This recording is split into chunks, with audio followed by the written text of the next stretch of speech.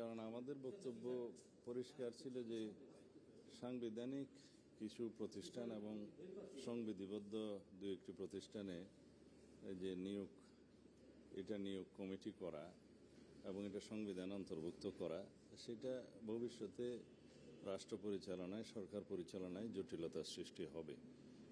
তা আমরা যেহেতু সাংবিধানিকভাবে এবং সংসদীয়ভাবে কোনো স্বৈরতান্ত্রিক ব্যবস্থার উদ্ভব না হয়, ফ্যাসিবাদের উৎপাদন না হয়, সেজন্য আমরা কয়েকটা জায়গায় আমরা ব্যবস্থা রেখেছি। একটা হলো যে কোনো ব্যক্তি প্রধানমন্ত্রী হিসেবে 10 বছরের বেশি প্রধানমন্ত্রীর পদে বহাল থাকবেন না, এক।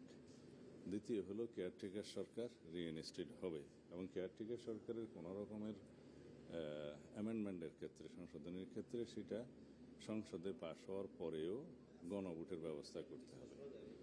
তৃতীয় হচ্ছে আমরা নির্বাচন কমিশন গঠনের ক্ষেত্রে একেবারে সম্পূর্ণ নির্বাহী বিভাগের প্রভাবমুক্ত করে বিরোধী দল, সরকারি দল এবং জুডিশিয়ারির একজন সহ যে কমিটির প্রস্তাব আমরা করেছি, যেটা সবাই ঐক্যমত্য পোষণ করেছে, তার মধ্য দিয়ে একটা প্রকৃতপক্ষে কার্যকর স্বাধীন নির্বাচন কমিশন গঠিত হবে। তাহলে এই তিনটা ব্যবস্থার মধ্য দিয়ে এমন একটা ব্যবস্থার সৃষ্টি হবে যাতে কোনোদিনই স্বৈরতান্ত্রিক বা ব্যক্তিতান্ত্রিক স্বৈরতন্ত্র প্রতিষ্ঠা হবে না, সুযোগ নাই। মোরওভার, যে কমপ্লিট ইন্ডিপেন্ডেন্স অফ জুডিশিয়ারি, যেটার জন্য আমরা চেষ্টা করছি এবং প্রস্তাব দিচ্ছি, যেগুলো হয়ে যাচ্ছে ক্রমান্বয়ে, সেটা যদি হয় সেটা গণতন্ত্রের রক্ষা কবচ হিসেবে কাজ করবে। আর ফ্রিডম অফ প্রেস প্রায় প্রতিষ্ঠিত হয়েছে বলা যায়, আরও হবে। তাহলে এতগুলো রক্ষা কবচ থাকার পরে আমরা নির্বাহী বিভাগকে ফাংশন করতে কেন, প্রপারলি ফাংশন করতে কেন দেব না, এই বিষয়টা আমাদের ভাবতে হবে। তা আমরা মনে করেছি যেটা নির্বাহী বিভাগের যে দায়িত্ব এবং নির্বাহী বিভাগের যে জবাবদিহিতা, অ্যাকাউন্টেবিলিটি টু দি পার্লামেন্ট এবং অ্যাকাউন্টেবিলিটি টু দি পিপুল, সেটা থাকবে।